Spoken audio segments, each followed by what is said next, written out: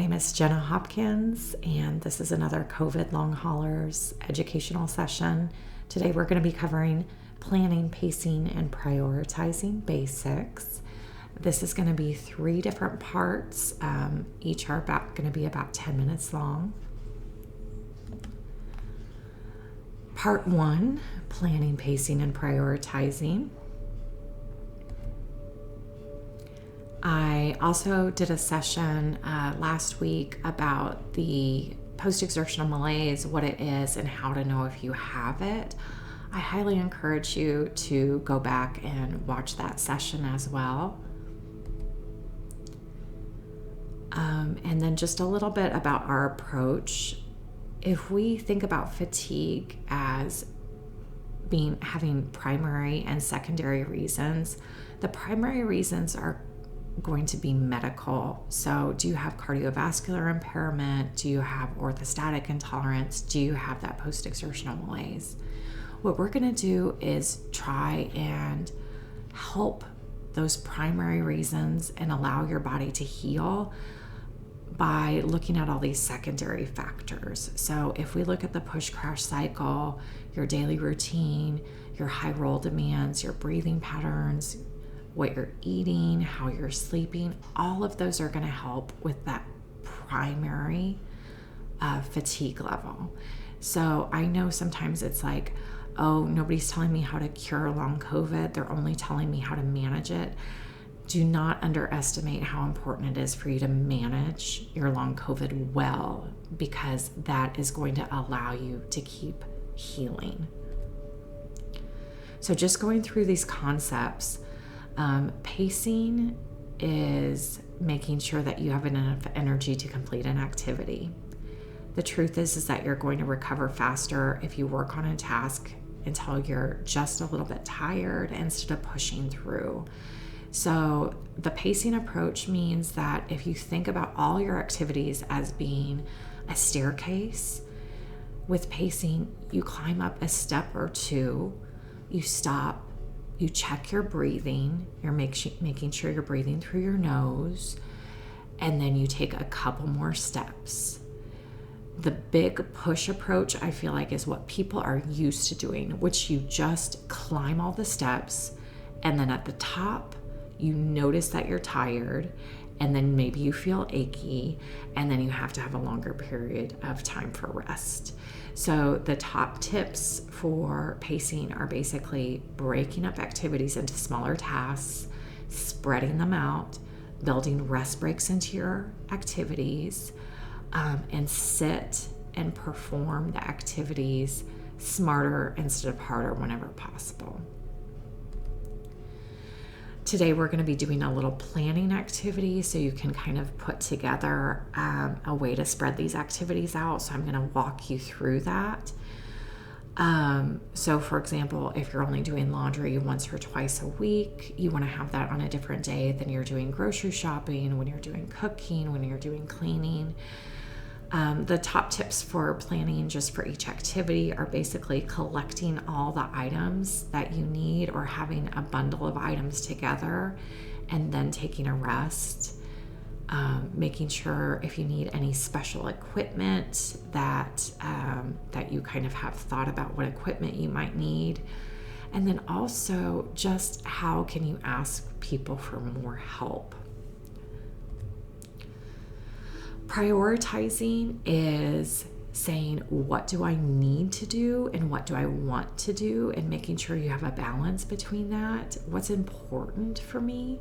What can I put off? What can somebody else do for me? So how can I outsource this? Top energy conservation tips, really start paying attention to your breathing whenever you're doing any task. Holding your breath or breathing through your mouth or breathing fast and shallow are all ways to tell that what you are doing is too much for you. You also want to pay attention to your body mechanics, so trying to have a good upright posture, holding items close to your body versus far away, making sure that you're putting items that you frequently use within easy arm's reach instead of having to bend over or reach or twist. Avoid picking things up as much as possible. So, using wheeled carts, using something that you can drag, sliding even a pan on your countertop versus picking up a heavy cast iron skillet. And when you do bend, again, trying to keep from those good body mechanics and trying to keep that nice upright posture so that you are able to breathe well. So really recommending bending with your legs rather than at the waist. Okay, so in the last session, I talked a little bit about the Longhaulers model that I am recommending. The reason is because it's got only 4 different categories, so it's a little bit easier to think about. And I tried to put in bodily sensations along with it just to make it very clear which category that you are in. So one of the best things that you can do is pay attention to your breath. If you're not great at that yet, then I recommend doing your heart rate instead. So we've got rest, and that's where you need to have those consistent breaks throughout the day. We have easy, that's where you're going to be trying to spend most of your day. And then we have challenge, and that's when you're at 40 or 50% of your max heart rate, when you're still breathing through your nose and maybe you're noticing a little bit of discomfort, maybe a little bit of uncomfortable sensation. And with that, you're just getting up there in intervals. And so all of the time, you want to keep those intervals pretty short and then take a rest break immediately afterwards. We want to avoid any activities where you're mouth breathing, rapid breathing, where you are noticing feelings of frustration or irritation, where you feel like your brain shuts off, or you're starting to notice any of your symptoms increasing. So just to make sure you're doing the appropriate amount throughout the day, some people are scared to be doing anything, and they hear that they're supposed to be resting and they're taking it very seriously. But you can't actually do too little or rest too much throughout the day. So you want to make sure that you aren't going too low. So down here I have this person is basically, they're just resting throughout the day and they're only getting up to the easy, not to anything that's challenging, and they're not spending that much time there.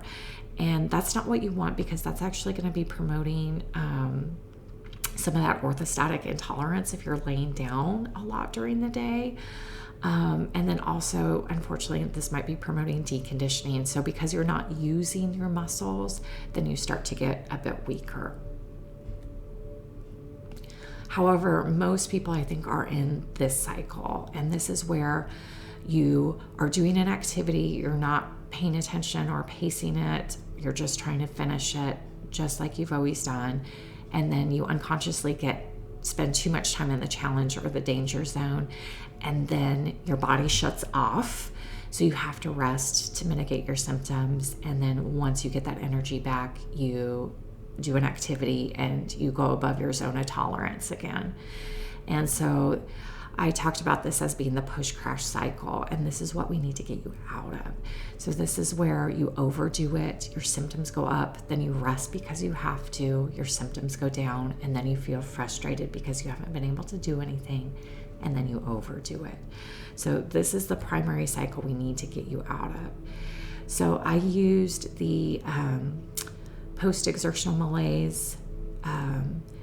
Right now you have to think about every activity costing you money, and we need to budget your money. So every time you have these crash cycles, it is a significant overdraft fee, and we really have to avoid it in order to heal and in order to budget your energy. It's just not possible for you to keep going this way. Also, I hate to say it, but it can be a downward spiral. So the longer you're in that push crash cycle, the more likely you are to add new symptoms on or to worsen the symptoms that you already have. So our goal is to stay just right, where you're in your zone of tolerance, where you're getting up to challenges, where you're immediately resting after, but that a lot of time is being spent in that easy zone. You know, you're going to go ahead and plan a rest break, then you've got dip up into that challenge, and then you rest immediately afterwards, and then you're spending a lot of time in that easy zone. So this is the goal. So let's figure out how to do that. So I highly encourage you to print off this slide. Please do have it in a place that you can see. And we're going to use this to think about our activities and how much energy you feel like they're actually taking.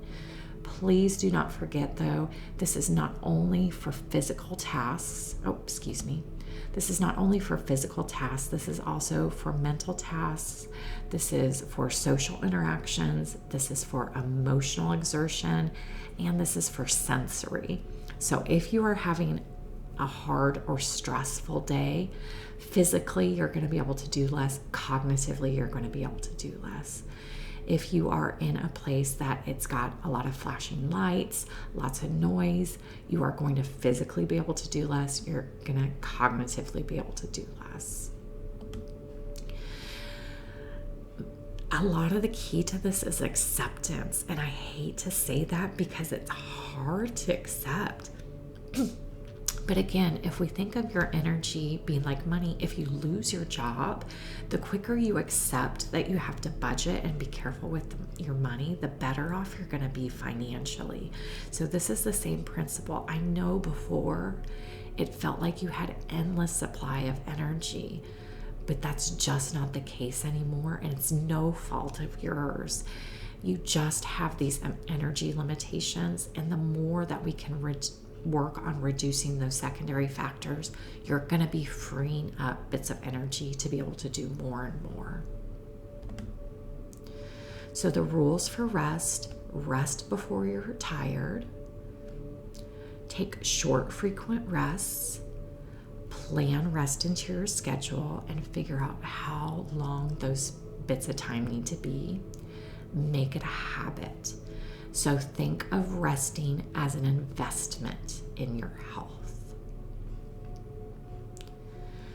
Additionally, I very highly encourage you to use some tools to help you along.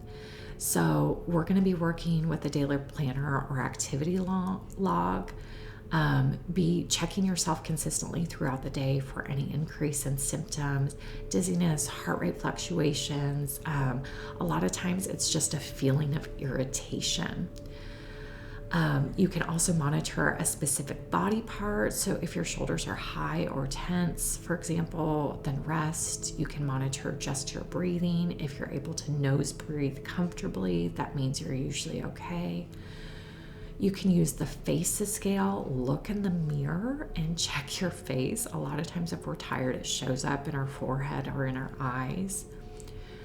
You can use a fatigue scale. So for example, if you're a 6 or above, then you have to rest or take it easy.